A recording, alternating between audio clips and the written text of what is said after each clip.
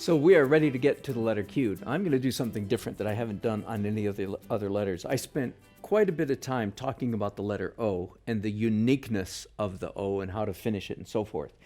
Rather than repeat myself, I hope it's all right. I hope you'll check out the letter O and follow most of the instructions there. I'll give you some of them very briefly. You want to usually do the O in 2 separate strokes. And my preference is to make the second stroke not contiguous, not line up with the first, but to have a little hook there at the top, okay? That's what a brief version of what I said about the letter O. You can go back and check on it if you want, because obviously the capital O is almost identical with the capital Q, with the exception that we add this little hook at the bottom. And it's a very simple, straightened out, pulled out S curve, if you will. And mine is fairly straight. I suppose you could do it more curvaceously like that. That would work. Let me do another one, see if that looks okay. Yeah, that works just great. So again, everything that I talked about the O pertains to the Q. You want to make sure it's at the right angle.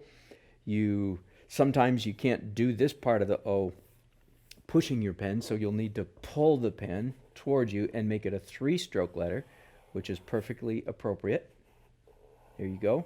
1, 2, 3, and then the 4th stroke in a Q is that part down there. Easy enough. Now let's talk about the lowercase q, which again follows the pattern of the lowercase o to a great extent. We begin by doing a small curve. And here's one thing where I want to make one important distinction from the letter O. When we did an O, we didn't really worry too much about where the thin part of that line, where it came out. But when we're doing the letter Q, we do want to make sure, because we're going to have a straight stem right here, right? And a little kick out foot that goes that way. And I want this part of the letter right here, I want this part of the letter to have that, what I normally call a V, right? This time it's a TP-shaped, A-shaped space. And I want there to be some space in there so that it feels like a nice, what I call friendly letter. Let me draw one wrongly first, at least what I think is wrong. Not quite as attractive. Do you see how thick the curve, the loop is when it meets the stem? That ends up with a letter that's just a little too dark and a little too heavy.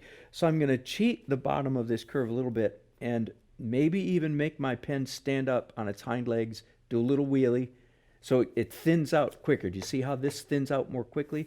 Then when I draw my stem here, I've got more space in there. Do you see that? And to me, that's a little bit more aesthetically pleasing than that version.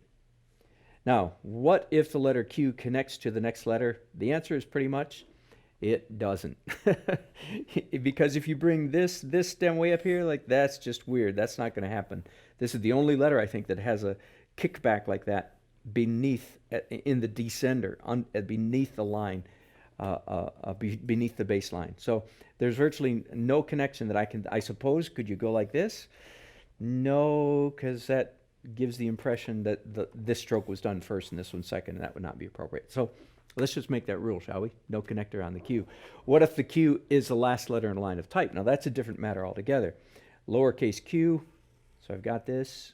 Let me pop a little wheelie right here, make my line thin, and then my descender comes down here. Now I can make the Q a final letter in a line of type quite easily if I'm spelling what word? A rock, right. It's just, and 3 other words that any of us know that end with the letter Q. So the next time you're writing a line of text in your calligraphy and the last line of a line happens to be the word, anyway, I'm being silly. So it's almost never going to happen. Let's go to felt tip very quickly.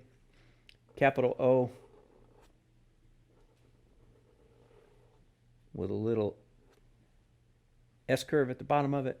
Lowercase, again, make my pen pop a little wheelie, stand on its hind legs so that line is nice and thin. And then my descender comes like this, and a little hook at the bottom. And again, the dip pen, which is certainly, if you're not there already, is certainly where you want to go, because you can do more creative things with it. I have a piece of scrap paper so I can make sure my pen is behaving just the way I want it to. A capital O, little hook there, which is what I prefer in my Chancery cursive, and then the little line at the bottom. Lowercase q, loop, make my pen pop a little wheelie so that that line is nice and thin, so that when it hits the vertical, there's space there and my letter doesn't get too dark. Very good.